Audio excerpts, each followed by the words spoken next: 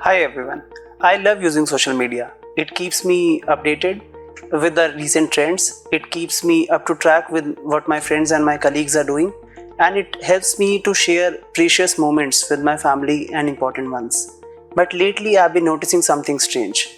Just yesterday I was looking for a smartphone on one of the apps, one of the shopping e-commerce apps, and after a while my social media feed was flooded with ads related to that specific smartphone, and I was stunned. How did my Instagram know what kind of smartphone I was looking for in Flipkart? That's when I realized my data is being used in ways I have no idea about.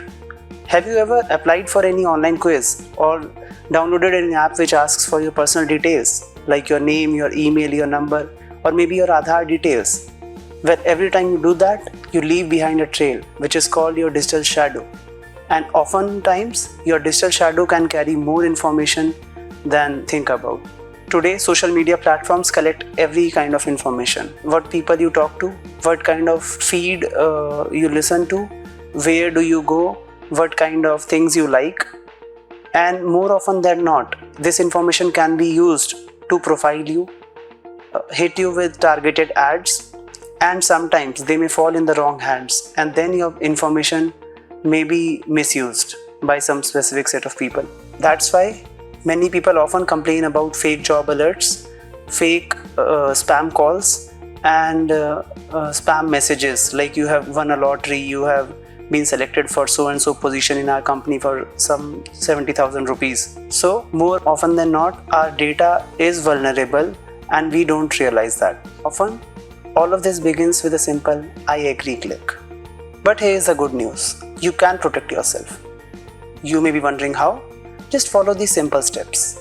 Use strong and encrypted passwords. Try to avoid using your birth date, your birth month, your name, your surname, and such kind of passwords where they are easier to guess for any person who is trying to hack into your account.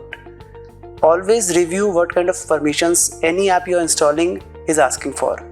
Have you ever wondered, why does my photo editing app needs access to my call logs and my contacts?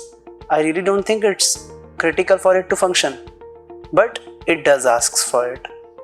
Review your phone's apps permissions regularly. Keep a check any new apps, what kind of permissions they are asking for, because more often than not, we have a habit of clicking agree if it's asking for your storage access, your contacts, your call logs, your phone calls, and such kind of information can be misused against you because it gives them access to so much information we often don't realize about.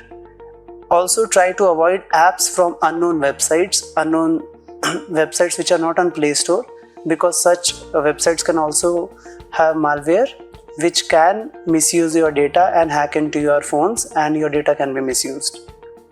So remember, if something is free of cost, your data may be the real cost. Now you may be wondering how BIS standards help you in this regard. So BIS has published two important indigenous standards on data privacy assurance. IS 17528 Part 1 Engineering and Management Requirements, and Part 2 Engineering and Management Guidelines. So these two indigenous standards help you protect your information. Part 1 assures that privacy is built into the design itself. It requires the companies to encrypt your data, then minimal tracking, and to ensure that they ask for permission from you before accessing your personal information. It's like installing security cameras in your home. Part 2 is more related to the compliance for the requirements pertaining to Part 1. So it requires companies adhere to specific security controls such as to avoid phishing and to avoid access to critical information. So more or less, these two standards act as watchdogs for these companies to ensure that your data is not misused and all security controls are followed when your personal information is being dealt with. More importantly, these two standards empower the consumers to be aware of how your information and how your data is used by such companies and such websites.